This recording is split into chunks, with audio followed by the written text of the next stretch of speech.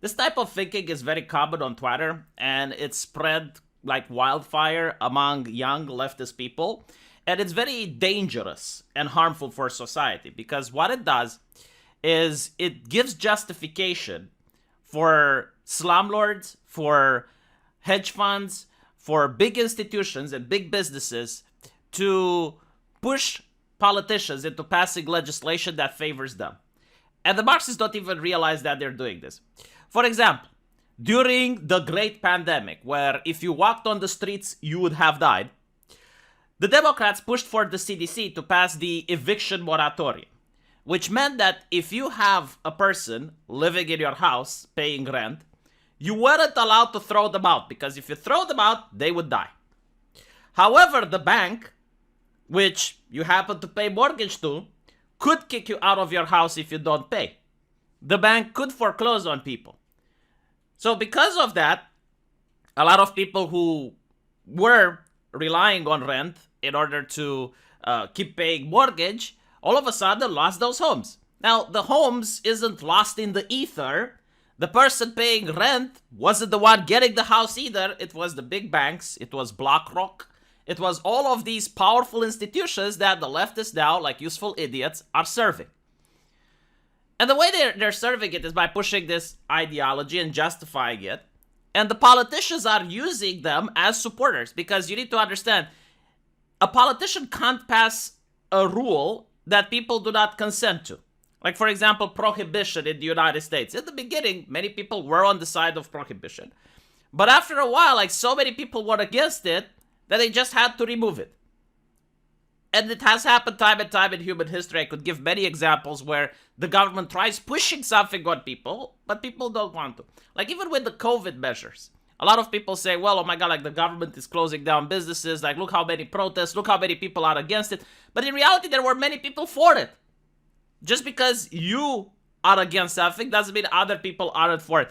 And it's the same thing with the rent. Like, the more people are justifying why rent is evil, the more you're going to see politicians cracking down on landlords. And the problem is that they're not cracking down on all landlords. They're cracking down on the small landlords. They're cracking down on the lady across the street that has a room for rent. She is the one getting shafted. And the people profiting is BlackRock and the slumlords that are going to buy the apartment from that lady for a lot cheaper. The people that are being harmed are the people seeking rent because all of a sudden there's less supply. The demand is still the same, so the prices explode. The prices go up. But it's important to analyze the ideology. Why they think rent is theft, profit is theft, interest is theft. It's not complicated if you are making money that didn't come from your own labor, that it is coming from someone else's labor. You are stealing that money. So first of all, you need to understand that the Marxists use different language than you and I, even though the word is the same, labor. What a Marxist means by labor is something completely different than what you think it means. For a Marxist, unless you're doing your own labor, like unless you do something that you want to do, they consider that to be theft. So if you're doing someone else's labor, they consider that to be theft. Like for example, if you're writing poetry for your own blog, that is labor. If you're an ushi-kushi, big buxom lady and you go on Twitch and you go like, hi guys, oh I missed you so much, ooh, let's play some League of Legends. That is her labor, okay? Even though Twitch is taking a cut out of it, because she is doing something she wants, that is her labor. But if a company hires a student to do exactly the same thing, and let's say she goes at E3 and is a booth babe, that is someone else's labor, right? So that is theft, according to a Marxist. So they justify it that if you make money and you don't really put an effort into making it, although we're going to debug that in a bit, then that is not money that is earned, that is theft. And the question is like, how is taxation not theft then? Like, isn't the government, but like the thing in the Marxists, they disassociate the government from a private entity. Like, for some reason, they consider that the government isn't like a corporation. And I never understand why. Because maybe people vote for the government, but at the same time, you as a person can buy stocks at a corporation and then you can have a vote. I don't know, but I guess the argument might be that the government is essential, right? Like the government provides you with roads, the government provides you with police and firefighters and all the necessary things in order for you to earn the money that you're earning. Because without them, there would be anarchy, you wouldn't be able to go to work, so you wouldn't be making that money in the first place. And the answer to that is okay, but the government taxes you far more than necessary. Like, for example, when the government gives foreign aid isn't essential for you to have a stable income. Foreign aid doesn't help you maintain the peace in your city so that people don't mug you on the street, right? So the government literally steals if you look at this definition. Whatever it gives foreign aid, whatever it spends money on stuff that you personally don't need or you don't consent to, I mean, using the leftist ideology that any form of labor which is not yours and you're getting money from is theft, then taxation is clearly theft. The argument is there. I'm sorry, but like the far left and the anarcho-capitalists seem to see eye to eye on this. Actually, even people on the center are starting to see eye to eye on this. Because while I agree that certain taxes need to be paid, there is that thing called taxed enough already. Like how much? How much more do you need, you know? Now what's also interesting is the Moat and Bailey argument that I keep seeing people using it against rent.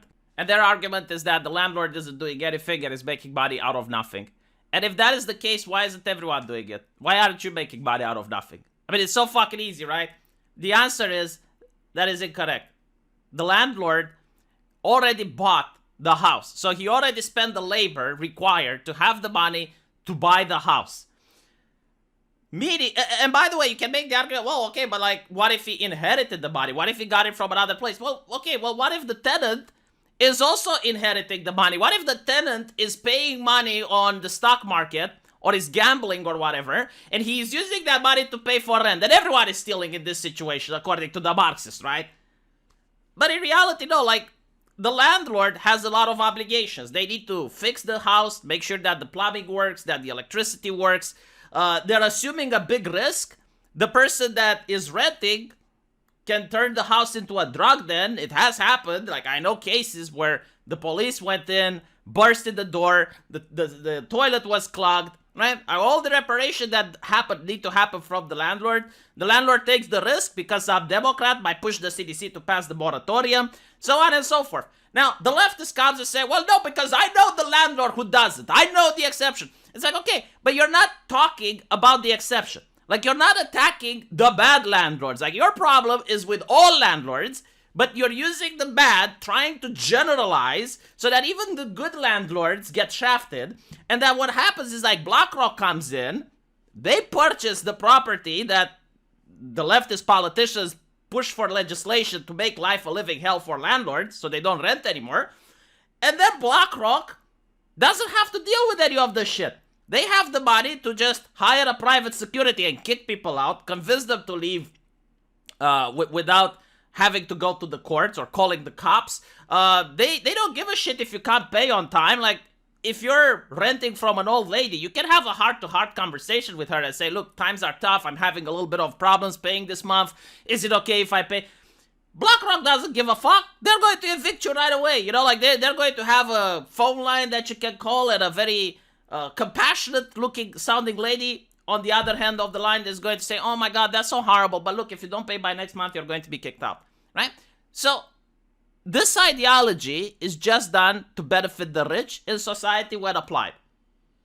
I haven't seen a single instance where this ideology actually benefited the homeless people or the people on the street. If you make rent difficult to exist, and less people are willing to rent, you're still not fixing the problem that there are individuals who want rent. Like, there are people out there who desperately need a place to stay.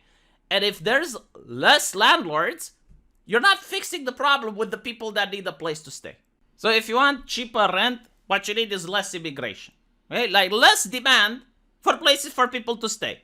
In Romania, for example, the rent for a one-room apartment is around $150. Why?